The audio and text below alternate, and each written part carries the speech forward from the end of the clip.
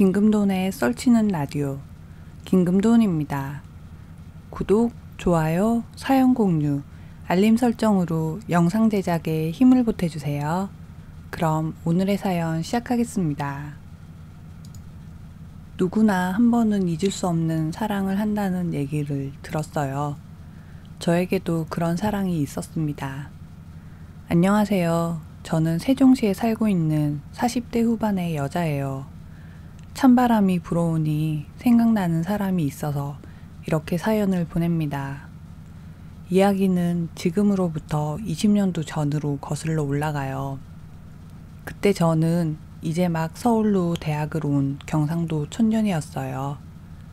서울에서 나고 자란 사람은 모르겠지만 시골 깡촌에서 살다가 서울로 온 저 같은 사람에겐 모든 것이 낯설고 두려운 곳이 서울이었죠. 그리고 서울 깍쟁이 친구들에겐 그런 제가 재밌는 구경거리였습니다. 우와, 여기가 마루니에 공원이가. 진짜 좋네. 아, 근데 니네 오늘 우리 집 갈래? 아랫게 엄마가 전구지 김치랑 반찬 보내줬거든. 좀 시끄럽긴 한데 억수로 맛있어서 혼자 먹기 아깝다. 제가 하는 말들을 여러분들은 알아들으셨나요? 요새야 방송에서도 경상도 사투리를 접할 기회가 많다 보니 어렵지 않게 알아들을 수 있겠지만 제가 처음에 서울에 왔을 때 제 친구들은 제 말에 매번 웃음을 터뜨리며 다시 한번 말해보라고 재촉했습니다. 아랫개가 뭐야? 아랫개 모르나? 아래에 뭐가 있다는 말이야? 아니, 어제 말고 어제 전날. 아, 그저께. 그럼 정구지는 뭐고 시끄럽다는 뭐야?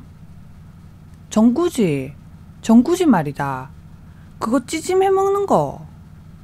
시끄럽다는 그거 있잖아. 레몬 같은 거. 아, 시끄러. 이거 모르나? 정구지는 부추의 경상도 사투리고 시끄럽다는 시다는 뜻이에요.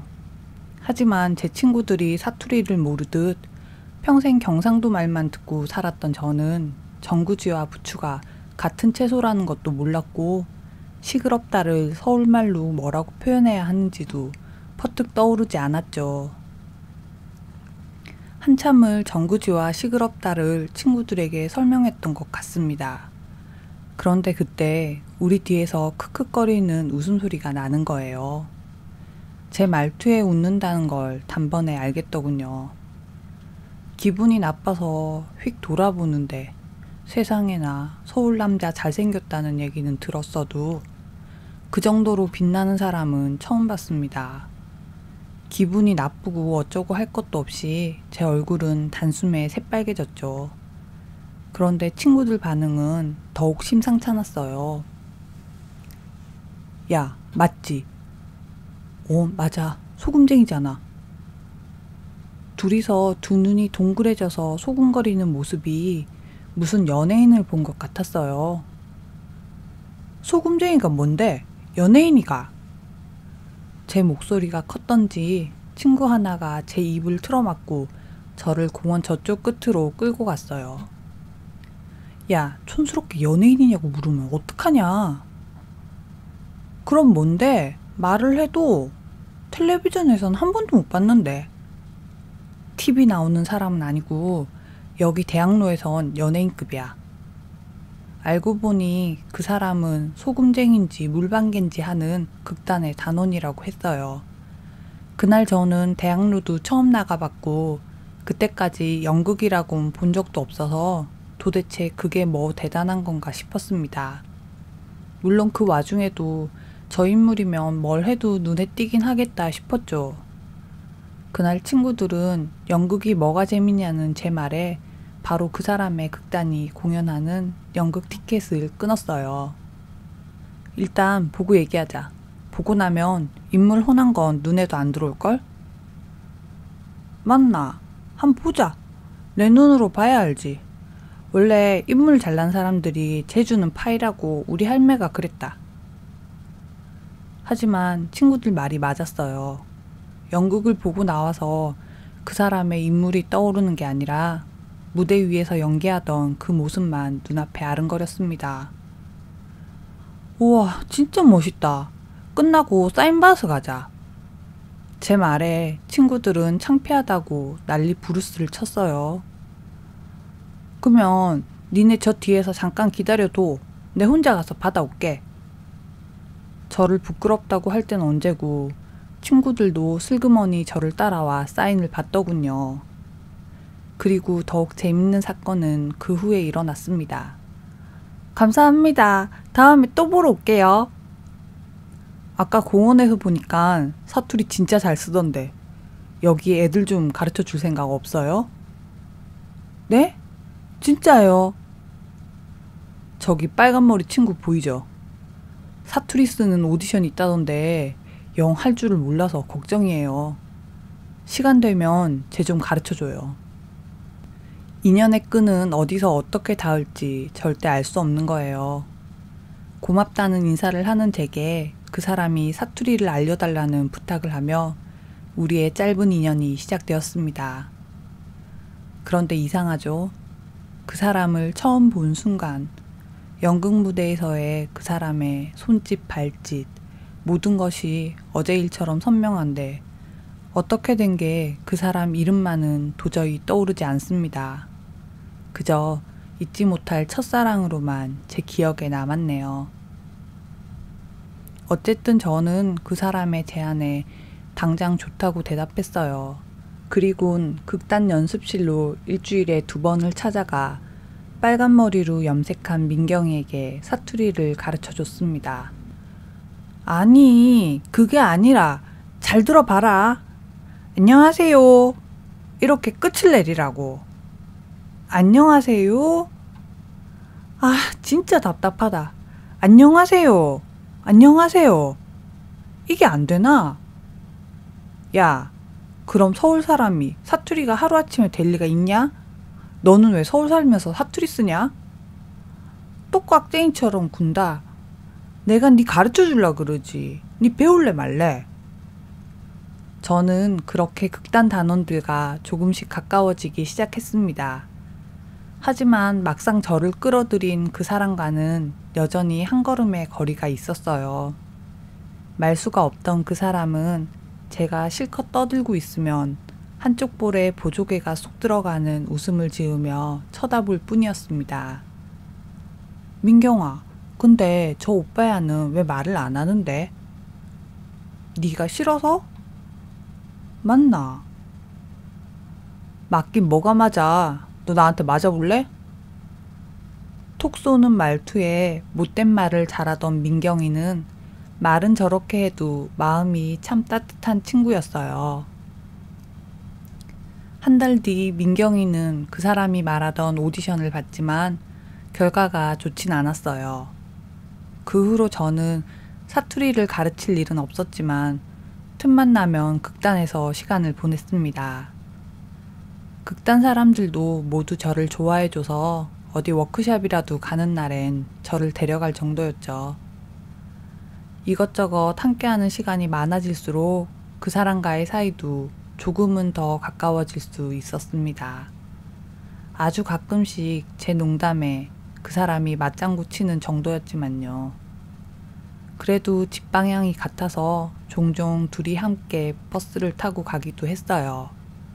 막차를 타고 가다가 대학로에서 반 정도 가면 그 사람이 내렸고 저는 왔던 만큼 더 가서 버스를 내려 자취방으로 갔습니다. 하지만 버스 안에서 이야기를 나누지는 않았어요. 그 사람은 항상 음악을 듣곤 했는데 그러다 보니 저도 괜히 말 걸기가 어색해 잘 가라는 인사만 할 정도였습니다. 그러던 어느 날이었어요. 그 사람이 먼저 듣고 있던 이어폰 한쪽을 저에게 건네더군요. 내가 좋아하는 노래야. 같이 들을래? 저는 고개가 떨어질 만큼 끄덕였습니다.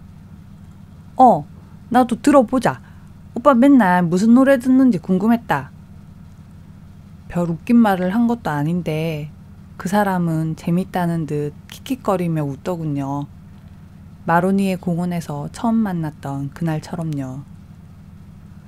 오빠야, 그때도 내 사투리 듣고 웃은 거 맞지? 맞지? 맞다. 제 말투를 따라하며 웃는 그 사람을 보면서 얼마나 떨렸는지 몰라요. 맞나? 응, 너 좀 재밌어. 그 사람의 재밌다는 말이 뭐 대수라고 그날은 새벽까지 잠도 못 이뤘네요. 또 하루는 이런 날도 있었습니다. 그날은 비가 추적추적 내리는 밤이었어요. 제가 살던 동네가 우범지대로 소문난 동네인데 한두 달에 한 번꼴로 강력범죄가 일어날 만큼 사건 사고가 많은 동네였습니다. 그런데 그날 그 사람이 내려야 할 정류장에서 내리지 않더군요. 오빠야, 정류장 지난다. 얼른 내려라. 맞나? 그 사람은 장난스럽게 제 말을 받아치곤 끝까지 내리지 않더군요. 이거 막차다. 오빠야, 집에 어떻게 가려고? 내는 알아서 갈게. 아, 장난치지 말고 지금 내려서 가라. 저는 그 사람이 걱정돼 다음 정거장에서 내리라고 하차벨까지 눌렀어요. 하지만 그 사람은 짐짓 심각한 표정으로 말하더군요. 너희 동네 얼마 전에도 무슨 사고 있었다면서. 비까지 오는데 너무 위험해. 오늘은 내가 데려다 줄게. 난 내 알아서 할게. 오빠야, 어쩌려고. 택시 타고 가면 되니까 걱정 마. 아저씨 죄송합니다. 잘못 눌렀어요. 그때 마침 버스가 정류장에 서자 그 사람은 기사 아저씨에게 죄송하다고 큰 소리로 사과를 하더군요. 말려봤자 들을 태세도 아니었지만 그 사람과 더 오래 같이 있을 수 있다는 생각에 가슴이 뛰어 더는 가라는 소리도 안 나왔어요. 그렇게 제가 사는 동네에 도착하고 그 사람은 잠깐 들어왔다 가라는 제 말을 깡그리 무시한 채 뒤돌아갔습니다. 아무한테나 집에 들어오라 그러고 큰일 날 아가씨네.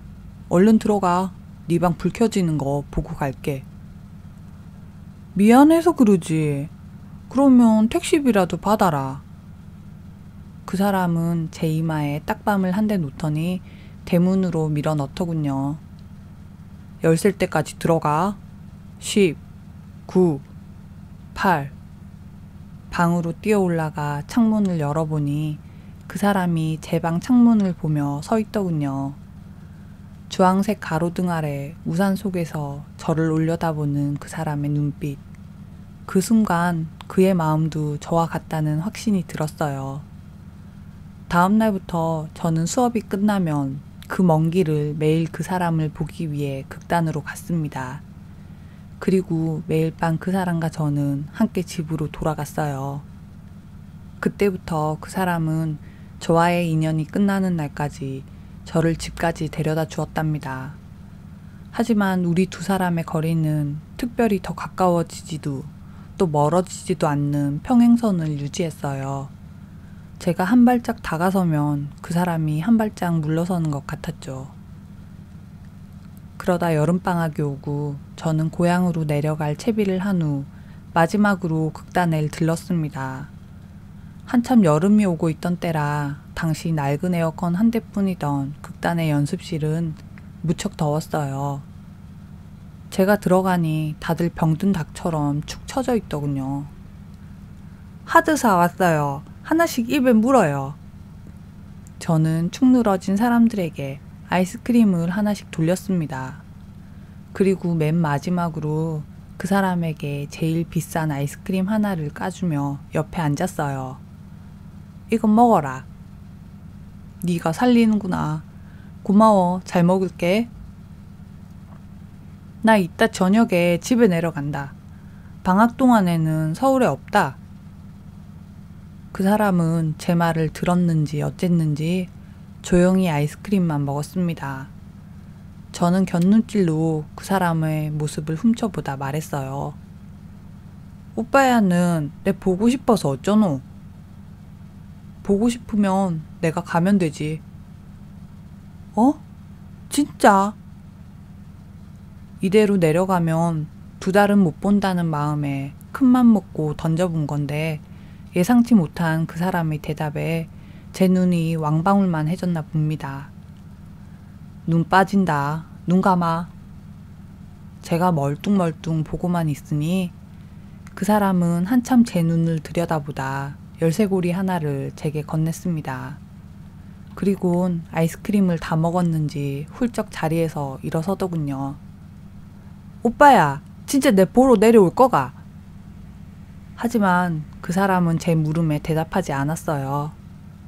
극단을 나서기 전 민경이가 그런 말을 하더라고요. 너희 집 바닷가랬지? 놀러 가도 돼? 이때다 싶어서 저는 그 사람이 들으라고 큰 소리로 대답했어요. 온나. 다른 사람들도 다 데리고 온나.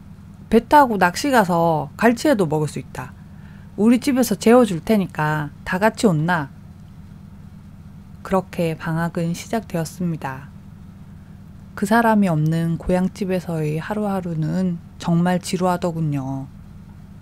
7월 중순이 지나고 한참 무더위가 시작할 즈음 극단 사람들이 제 고향집으로 휴가를 왔습니다. 하지만 7, 8명 우르르 몰려온 틈에 그 사람은 없었어요. 속으로 어찌나 실망스러운지 눈물까지 찔끔 나려는 걸 겨우 참았습니다. 그런데 민경이가 그런 제 속을 읽었나 봐요. 오빠는 다른 일정 때문에 같이 못 왔어. 안부 전해달라더라. 섭섭한 건 섭섭한 거고 그래도 오랜만에 극단 사람들을 보니 금세 즐거워지더군요. 2박 3일을 왁자지껄 어울리다 사람들이 올라가는 날엔 기어이 참았던 눈물을 터뜨렸습니다. 야, 누가 보면 영 헤어진 줄 알겠다. 학기 시작하면 뻔질나게 봐야지. 그만 울어. 사람들이 돌아가고 나서 며칠을 대청마루에 앉아 멍하게 시간을 보냈어요. 조용한 시골 생활이 울적한 기분을 만들었지만 더한 건 그 사람에 대한 그리움이었습니다. 내가 보고 싶으면 내려오겠다던 그 사람은 방학이 끝나가도 연락 한 번이 없었어요. 그러다 개강을 며칠 앞두고 다시 서울로 가는 날이었습니다. 이제 다시 서울로 가면 그 사람을 볼 수 있다는 기대감이 생겼지만 한편으론 어떻게 대해야 하나 고민도 들었어요.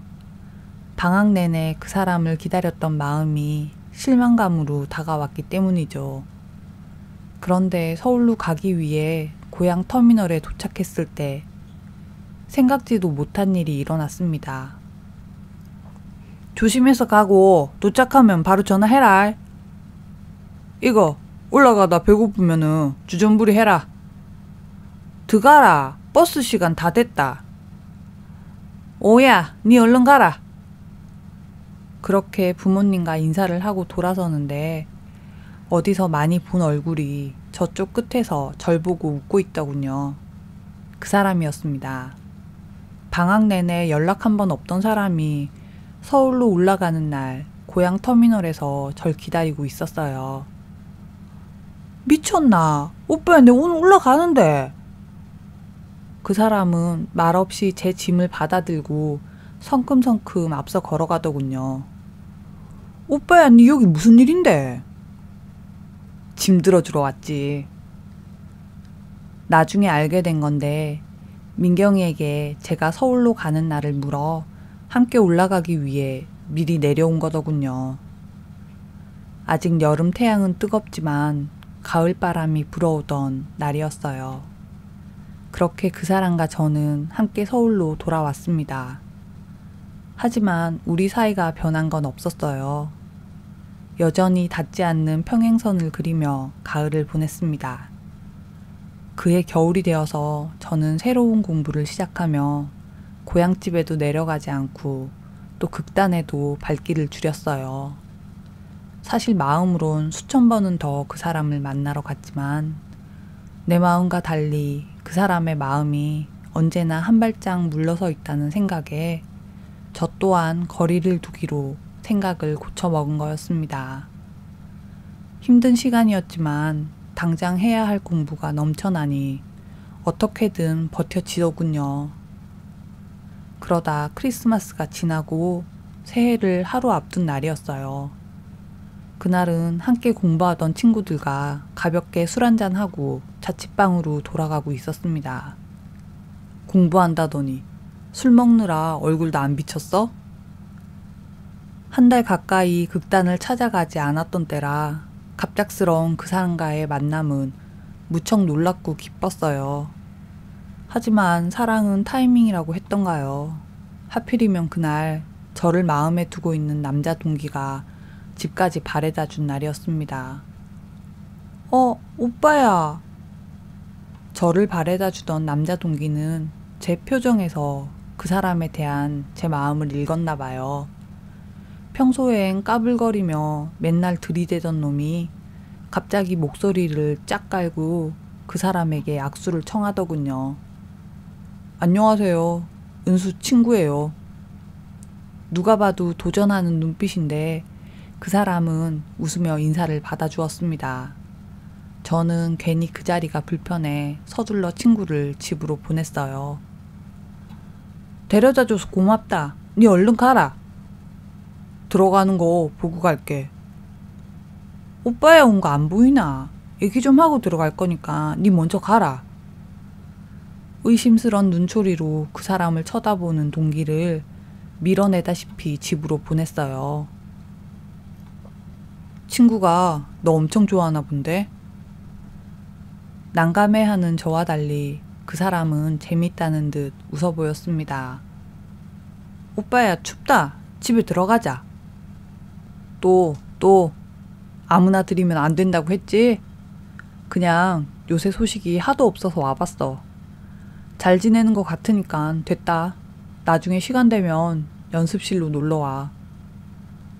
그렇게 돌아서는 그 사람의 뒷모습을 보는데 술김에 그런 용기가 났나 봐요. 지금 생각해도 쪽팔리는 짓을 하고 말았습니다. 야, 오빠니 진짜 나한테 왜 그러는데? 내가 오빠니 좋아하는 거 모르나? 왜 맨날 모른 척 하는데? 오빠 니도 나 좋아하는 거 알가? 니 진짜 자꾸 이러면은 내 아까 그 친구랑 사귈 거대.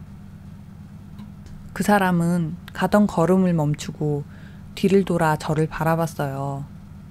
아주 잠깐이지만 그 사람의 눈빛이 무척 슬퍼 보였습니다.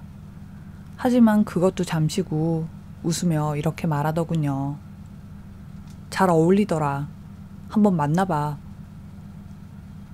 그렇게 돌아서는 그 사람을 더는 잡을 수 없었어요. 그 사람과 저는 그렇게 서서히 멀어지고 있었습니다. 겨울이 가고 봄이 오는 동안 저를 바래다 주던 친구가 제 옆을 지켜주었어요. 저에 대한 마음을 숨기지 않고 표현해주는 친구가 고마웠지만 그 사람에게 향했던 마음이 어떻게 단번에 친구에게로 향하겠어요. 저는 그 친구를 한참이나 밀어낼 수밖에 없었습니다. 그러다 어느 봄밤 괜찮다는 저를 억지로 데려다주고 돌아서던 그 친구의 얼굴에서 그 사람을 바라보던 저를 발견했어요. 그때부터 저는 천천히 친구에게 마음을 열었습니다. 그렇게 아주 천천히 새로운 사람과 만남을 준비하던 제게 또다시 뜻하지 않은 일이 일어났어요. 어느 날인가 민경이가 저를 찾아온 거였습니다. 공부 잘 돼? 좀 있으면 시험이다. 민경이와 저는 대낮부터 학교 앞 호프집에서 맥주를 앞에 두고 마주 앉았어요. 하지만 둘 다 별 말은 없었습니다. 민경이를 보니 가슴 한 곳이 쿡 쑤셔오는 게 그 사람이 떠올라서죠. 너 요새 연애도 한다며?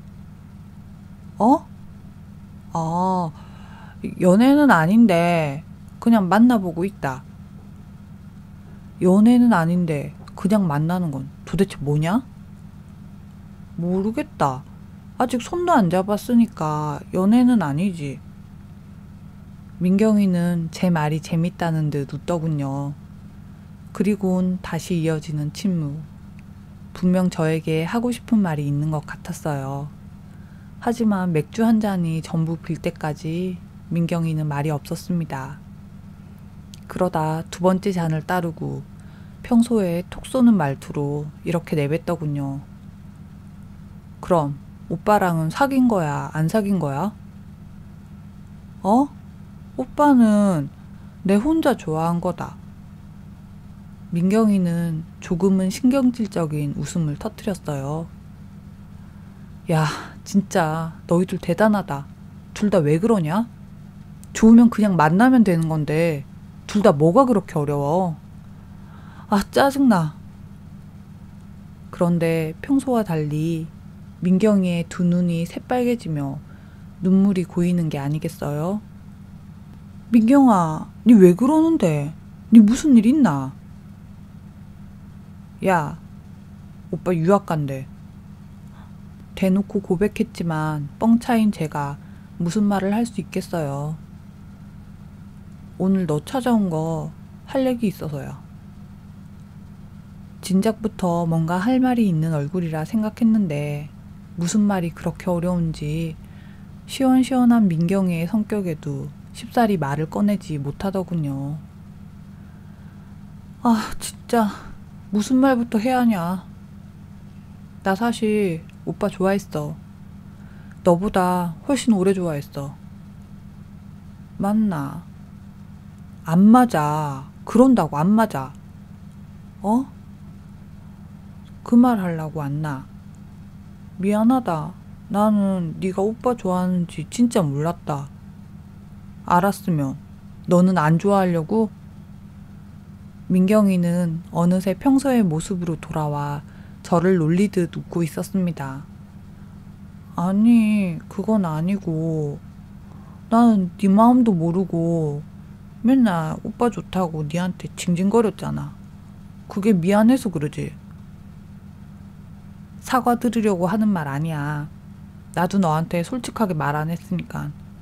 지금이라도 이렇게 내 마음을 얘기하는 이유는 나 이제 오빠한테 내 감정 안 숨기고 다가갈 생각이야.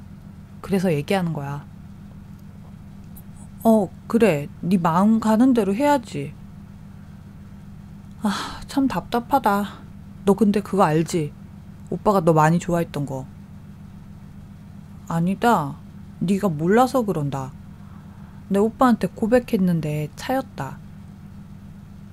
민경이는 제 말을 듣더니 앞에 놓인 맥주를 단숨에 마시더군요.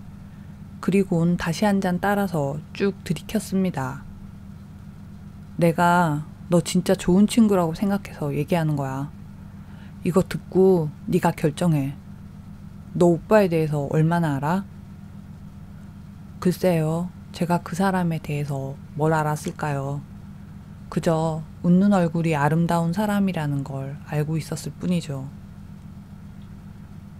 우리 극단 사람들은 다 알고 있는데 오빠 사실 여자였어.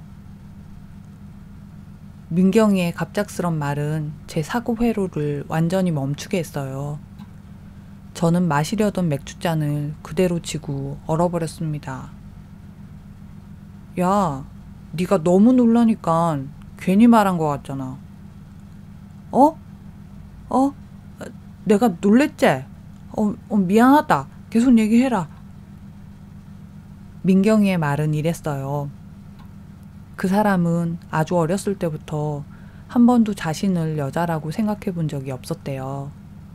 성인이 되어서는 정신과에도 주기적으로 가며 생각을 바꾸려 애를 썼지만 도저히 여자의 몸을 납득할 수 없었다고 합니다. 결국 호르몬제를 맞고 자궁적출을 한 후에 호적까지 남성으로 바꿀 수 있었다고 해요. 하지만 여성에서 남성으로 되는 수술은 의사와 오랜 상의 끝에 포기할 수밖에 없었다고 합니다. 이야기를 듣는 내내 믿기지 않더군요. 그 사람은 누가 봐도 남자였거든요. 오빠가 그래서 너한테 더 다가가지 못한 거야. 이 얘기 하는 이유는 너도 선택권이 있어야 하지 않겠어? 그러니까 잘 생각해보고 너 알아서 결정해. 근데 난 네가 오빠한테 어떻게 하든 상관없이 내 방식대로 적극적으로 나갈 생각이야. 민경이가 돌아가고 머릿속이 텅 비는 것 같았어요. 그 후 한동안은 자취방에 틀어박혀 아무것도 할 수 없었습니다. 그러다 그 사람의 유학 날짜가 다가오며 저는 결심할 수밖에 없었어요. 야, 미안하다. 내가 아직 오빠 좋아한다. 니네 좋아하는 건 고마운데 나는 네가 친구로서만 좋다. 미안하다. 그리고 고맙다. 저는 절 좋아해주던 친구에게 작별을 구하고 그 사람이 떠나는 공항으로 찾아갔어요.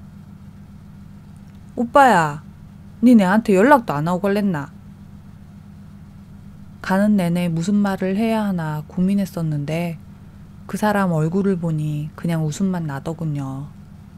그 사람은 제가 배웅 나올 거라 예상 못했는지 무척 놀란 얼굴이었습니다.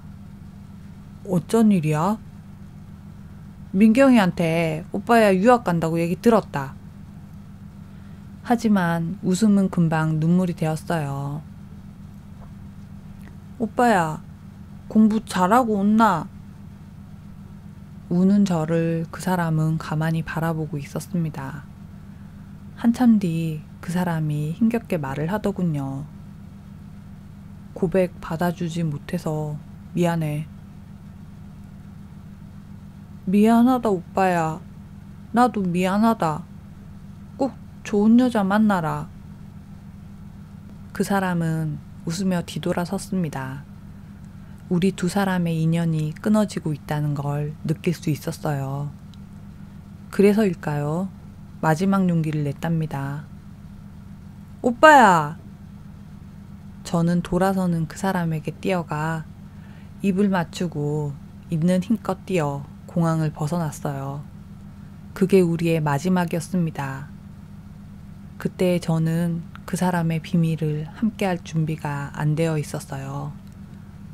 시간이 흐른 뒤 다시 만났다면 저는 그 사람을 온전히 사랑할 수 있었을까요? 그 사람과 제가 행복할 수 있었을까요? 글쎄요, 아직도 모르겠습니다.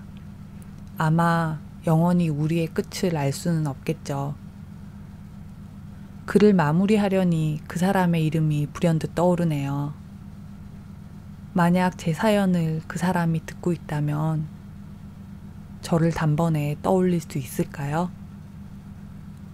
마지막으로 그 사람에게 하고 싶은 말이 있습니다. 당신을 알고 지낸 시간이 저에겐 무척 소중한 시간이었어요. 당신에게도 제가 행복한 추억이었길 바랍니다. 끝까지 함께 해주셔서 감사합니다.